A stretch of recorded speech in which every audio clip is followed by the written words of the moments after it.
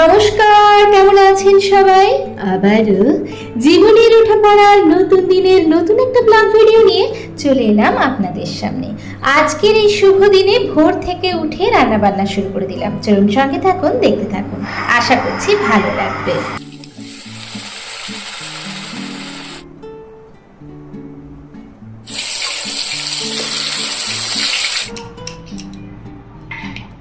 আপনাদের দাদাকে দিই, উনি কিন্তু জানেন না আমি এসব করেছি।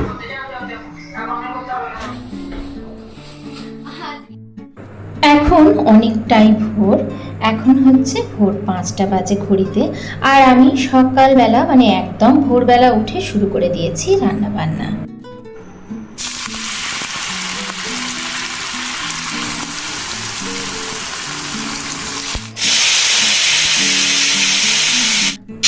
আজকের দিনটা আমার কাছে বড় স্পেশাল একটা দিন। আজকে আপনারা দেখছেন 2রা বৈশাখ, পয়লা বৈশাখের পরের দিন। তো এখানে হালকা পাতলা রান্না করছি। আজকে কিন্তু আপনাদের সাথে শেয়ার করব পিওর ভেজ থালি। তো এখানে আদা আর টমেটো আর জিরের পেস্ট দিয়েছি, আর সমস্ত সবজি দিয়ে পনিরের একটা হালকা পাতলা ঝোল।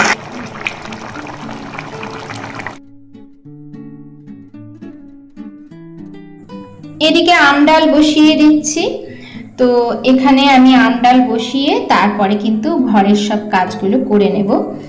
আর আজকের দিনে ছোট বেটু আমার কোল আলো করে আমার কাছে এসেছিল।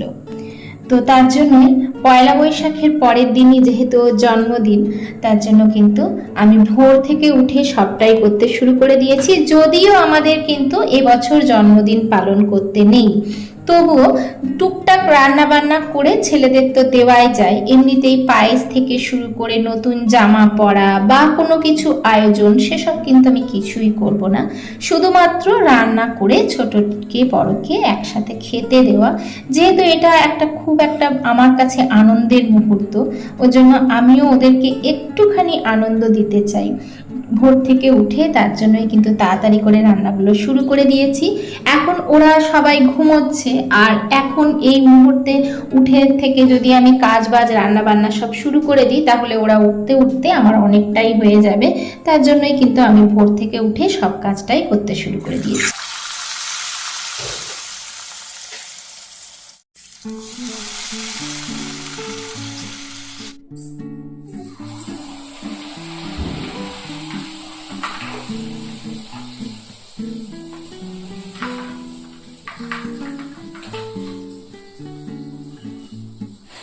আমি শুক্লা, গুড মর্নিং সবাইকে জানাই অনেক অনেক ওয়েলকাম।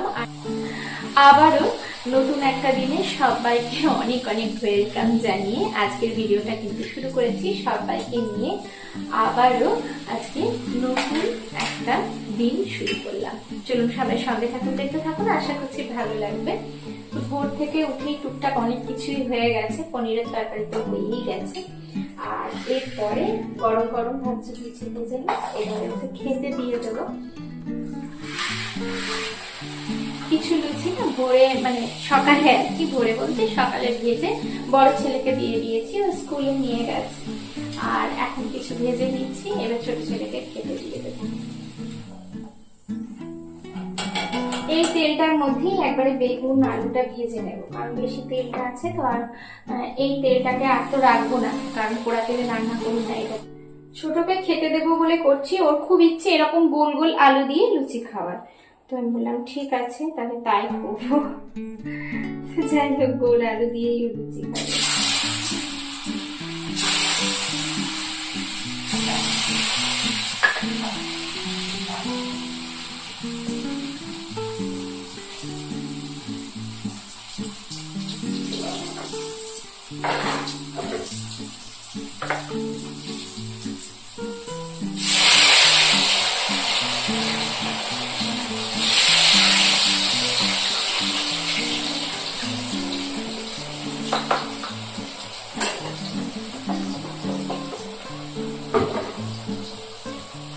এদিকে কিন্তু আম ডালটাও হয়ে গেছে। এই যে এখানে যে আম ডালটা করেছি ওটা রেডি হয়ে গেছে, শুধু ছক লাগিয়ে নেবো, তাহলেই হয়ে গেল।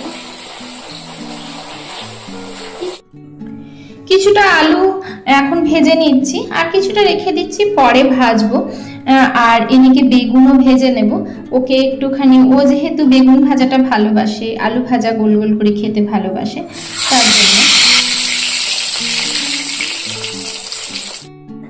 বড় বেটু কিন্তু উঠে স্কুলে চলে গেছে, ওকে তো টিফিন করে দিয়েছি।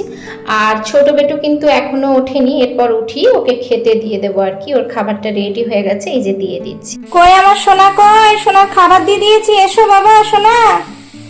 বাবি দিয়ে খুব ভালো করে ছানাটাকে মেখে নিচ্ছি আরো ভালো করে। আর এখানে না 1 চামচের মতো আমি সুজি দিয়েছি, আর এখানে ওই 1-2 চামচের মতো, এখানে 1 চামচই হবে, 1 চামচের মতো গুঁড়ো দুধ দেবো, আর 1 চামচ রেখে দেবো।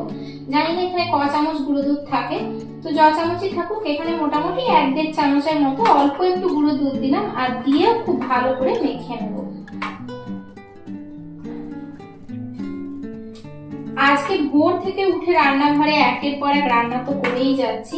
যদিও আমাদের কিছু করতে নেই, তারপরেও আমি কিন্তু অনেক কিছু করেছি। করতে নেই মানে আর কি, জন্মদিনের কোনো কিছু করতে নেই, পায়েস, তারপরে কেক কাটা, আর এই যে সমস্ত নতুন জামা কাপড় পরা, আমি কিন্তু কোনোটাই করবো না।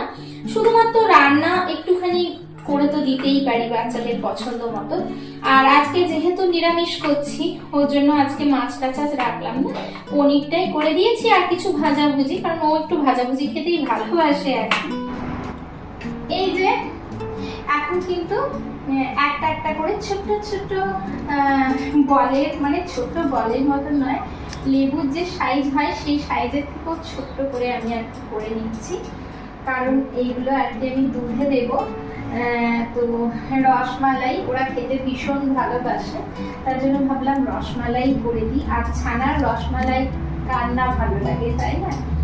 তো অনেকটা ভোর থেকে শুরু করেছি, আর সকাল থেকে করছি। কষ্ট তো হচ্ছেই নিজের, কারণ শরীরটা সেরকম ভাবে ভালো নেই, কিন্তু তারপরে যখন ওদের মুখে হাসি দেখবো, তখন মনে হয় যেন সব কষ্টই আমার, মানে একটি কষ্ট করাটা সার্থক হবে মনে হয় যেন। আর আমরা মনে হয় এইরকমই, তাই না? এই যে কি সুন্দর, একদম ক্র্যাক নেই। ছানার যে বলগুলো, ছোট্ট ছোট্ট যে বলগুলো করছি, সেগুলো কিন্তু একদম ক্র্যাক থাকা চলবে না, খুব সুন্দর করে মাখতে হবে। আমি কিন্তু অনেকক্ষণ ধরে মেখেছি, আর তার সাথে একটুখানি ঘিও দিয়েছি, আর একটুখানি গুঁড়ো দুধও দিয়েছি, বেশ ভালো লাগবে টেস্টটা আর কি।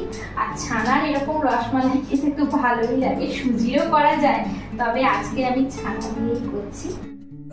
এই যে আমার কিন্তু রসমালাইয়ের জন্য মিষ্টি একেবারে রেডি। এরপরে এইগুলোকে চিনির শিরাতে খানিকক্ষণ ফুটিয়ে নেব, তারপরে আমি কিন্তু আবার দুধে দেব। এখানে কিন্তু পাতলা একটা চিনির শিরা করেছি, কোনো একটা দুতার এরকম নয়। যখন চিনি দিয়ে জলটা বেশ ভালো করে ফুটে উঠবে, তখনই কিন্তু রসমালাইয়ের মিষ্টিগুলোকে দিয়ে দেব।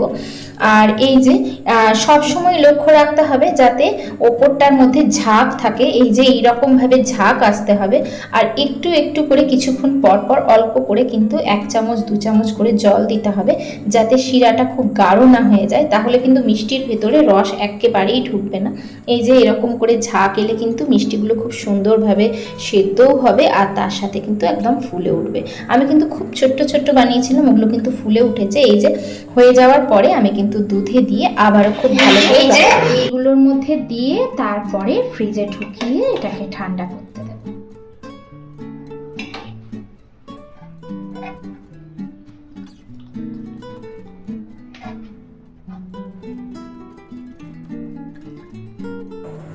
রসমালাইয়ের জন্য প্রায় অনেকটা স্টেপই হয়ে গেছে, এরপরে ফ্রিজে ঢুকিয়ে ঠান্ডা করে নিলেই রসমালাই হয়ে যাবে রেডি।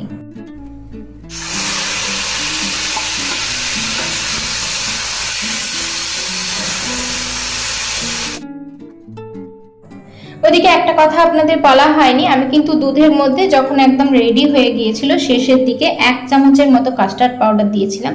এতে দুধটাও একটু গাঢ় হবে আর ফ্লেভারটাও বেশ সুন্দর আসবে, ওর জন্য আর কি।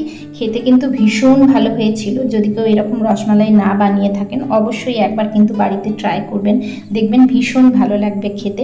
আর গরমকালে ঠান্ডা ঠান্ডা রসমালাই তো খেতে ভালোই লাগে।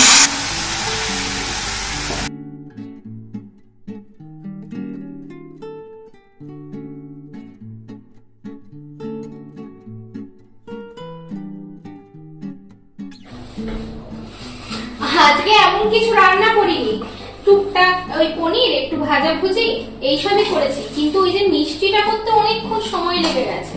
আর তাতেই মনে হচ্ছে যেন কতটা টাইম চলে গেছে। তারপরে ওই যে লুচি ওই সব করা, সব করতে করতে অনেকটা কিন্তু টাইম হয়ে গেছে, মানে দাঁড়িয়ে দাঁড়িয়ে অনেকটা কাজ হয়ে গেছে, ভালোই লাগছে না। যাই হোক, পরিষ্কার তো করতে হবে। এদিকে আমার সব হয়ে গেছে, গ্যাস ট্যাস পরিষ্কার করে নিচ্ছি, ওদেরকেও স্নান টান করিয়ে দিয়েছি। আর এই যে এরপরে কিন্তু ওদেরকে খেতে দিয়ে দেবো। খেয়ে ওরা যদি তৃপ্তি পায় আমারও মনের কিন্তু অনেকটা শান্তি। এই যে থালাটা কিন্তু আমি সাজিয়ে নিচ্ছি, একদম সিম্পল থালি একটা, গরমের দিনের জন্য একদম সুস্বাদু। আর টক ডালও আছে, খেতেও ভালো লাগবে। আপনাদের দাদা কিন্তু আজকে বাড়িতে খাননি, তো উনি কিন্তু জানেনও না, তার জন্য হালকা পাতলা একটু থালি রান্না করেছি। আর সাথে রসমালাই, রসমালাইটা যে করেছি আপনাদের দাদা কিন্তু এখনো জানেন না, যখন বিকেলবেলা আসবেন তখন দেবো আর কি।